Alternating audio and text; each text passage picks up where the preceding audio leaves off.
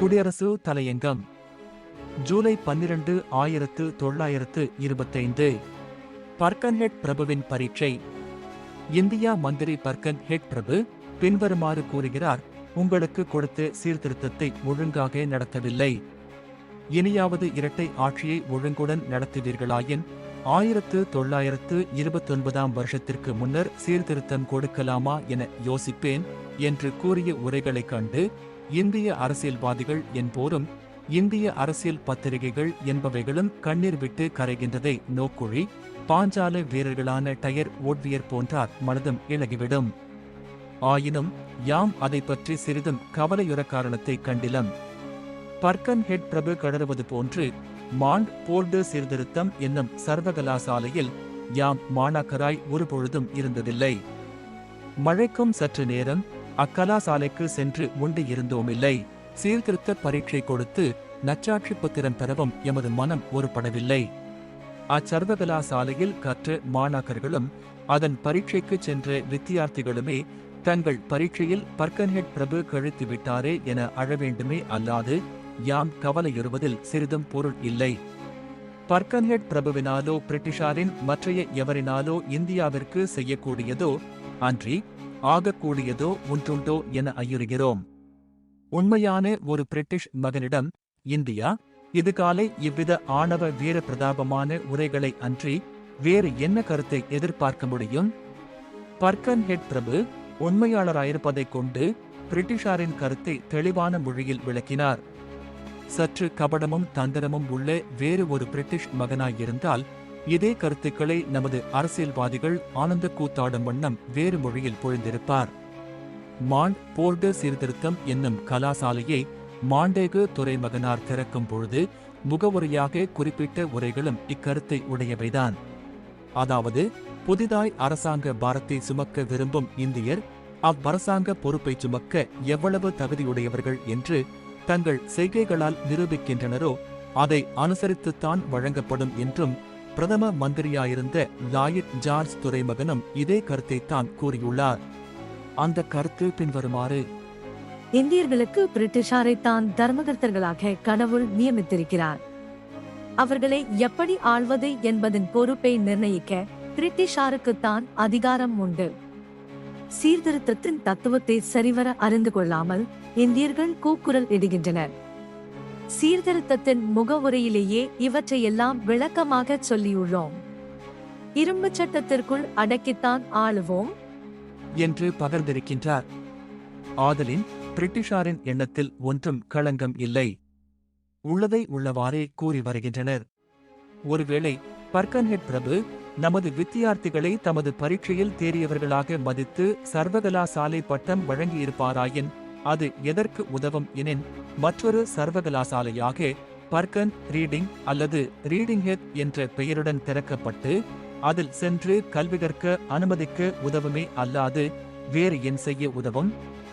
நாட்டில் தரித்திரத்தாலும் பிணியாலும் தொழிலின்மையாலும் இடர்படும் எளிய மக்களுக்கு ஒரு வேளை கஞ்சியின் உப்பிற்கு உதவுமா? ஒரு வேளை கஞ்சிக்கு தங்களது கற்பையும் இழக்க அவதிப்படும் நமது ஏழை சகோதரிகளின் கற்பை காக்க முடியுமா? மனிதனுக்கு மனிதன் தொட்டால், பார்த்தால், அருகில் வந்தால், பேசினால் பாவம், தனது மத தத்துவத்தை படித்தால் பாவம் என்று சொல்லும்படியான கொடுமைகளுக்கும் இழிவுகளுக்கும் ஏதாவது விடுதலை உண்டாகுமா?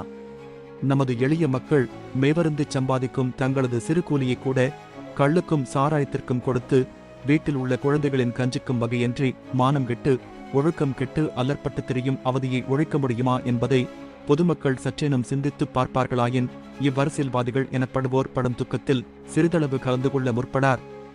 சுயராஜ்யத்திற்கு மாண்ட் போல்டு சீர்திருத்தம்தான் வழி என்று தாலாட்டி முத்தமிட்டு வளர்த்திய மிதவாதிகளாலும் சீர்திருத்தத்தினாலேயே கடையேறிவிடலாம் என நினைத்து பிரிட்டிஷாருக்கு நல்ல பிள்ளைகளாய் நடந்து வந்து நற்சாட்சி பத்திரம் பெற்ற ஜஸ்டிஸ் கட்சியினராலும் நாட்டிற்கு என்ன விளைந்தது?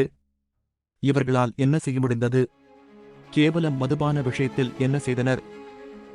சென்னை மாகாணத்தில்தான் மந்திரிகள் என்கின்ற பரீட்சை கொடுத்த மாணாக்கர்கள் எல்லோரும் பிராமணரல்லாதார் ஜஸ்டிஸ்காரர், தேசத்தை பற்றி கவலை இல்லாதவர்கள்.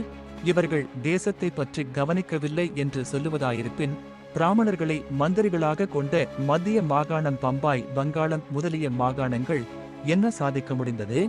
நடுநிலையில் நின்று ஒருவர் நோக்குவாராயின் இச்சீர்திருத்த கலாசாலைகள் அரசியல்வாதிகள் என்கின்ற ஆங்கிலம் படித்த சிலருக்கு உதவுமே அல்லாது நாட்டின் உண்மையான தேவைகளை அளிக்க எவ்வகையிலும் உதவாது என்பது விளங்கும்.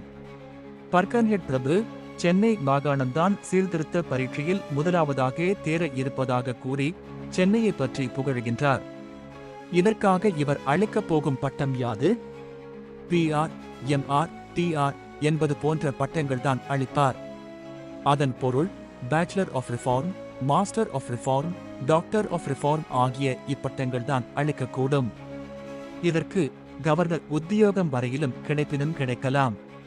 தேசத்திற்கும் ஏழைகளுக்கும் இதனால் யாது பலன் கிடைக்கும்? இவற்றையெல்லாம் காந்தியடிகள் நன்கு அறிந்தே அச்சீர்திருத்தம் என்னும் கலாசாலைகளை விடுத்து தமது நிர்மாண திட்டம், ஒத்துழையா திட்டம் என்னும் கலாசாலைக்கு எல்லோரையும் அழைக்கிறார். காந்தியடிகளின் இந்நிர்மாண ஒத்துழையா கலாசாலையில் சேர நமது ஆங்கிலம் கற்ற அரசியல்வாதிகளுக்கு மனமில்லை. இதில் நாம் உண்மையாய் ஒரு மனதுடன் சேர்ந்தோமாயின் இந்தியாவுக்கு சுதந்திரம் கொடுக்கும் யோக்கியதை பர்கன்ஹெட் பிரபுவிற்கு ஏது, பர்கன்ஹெட் பிரபுவிடம் வாங்கும் உரிமை இந்தியாவிற்கு ஏது என்பதை உணர்வோம். இத்தருணத்தில் எமது நினைவிற்கு வரும் கம்பர் அங்கதன் தூது படலத்தில் சொன்ன ஒரு சிறு கவியை சொல்லி முடிக்கிறோம். வாய்த்தரத்தக்க சொல்லி என்னை உன் வசம் செய்வாயில் ஆய்தரத்தக்கது அன்றோ, தூது வந்து அரசது ஆள்கை நீ தரக்கொள்வேன் யானோ, இதற்கு இனி நிகர் வேறு எண்ணில் நாய் தரக்கொள்ளும் சீய நல்ல அரசு என்று நக்கான். இந்த இராமாயண பாடலின் பொருள் இதுதான். வாயில் வந்த சொற்களை கூறி நீ என்னை உன் வசப்படுத்துவதற்கு முனைந்தால் தூதனாக வந்தவன் அரசனை ஆட்சி செய்வது இதுவரை நடந்துள்ளதா என ஆராய்வதற்கான அரிய செயல் அல்லவா? வானர ஆட்சியை நீ தர நானா ஏற்பேன்? இச்செயல் எப்படி இருக்கிறதென்றால், நல்ல அரசு ஒன்றை ஒரு நாய் தந்திட அதை சிங்கம் ஏற்றுக்கொள்வதை போன்று உள்ளது என்று சிரித்தான் அங்கதன்.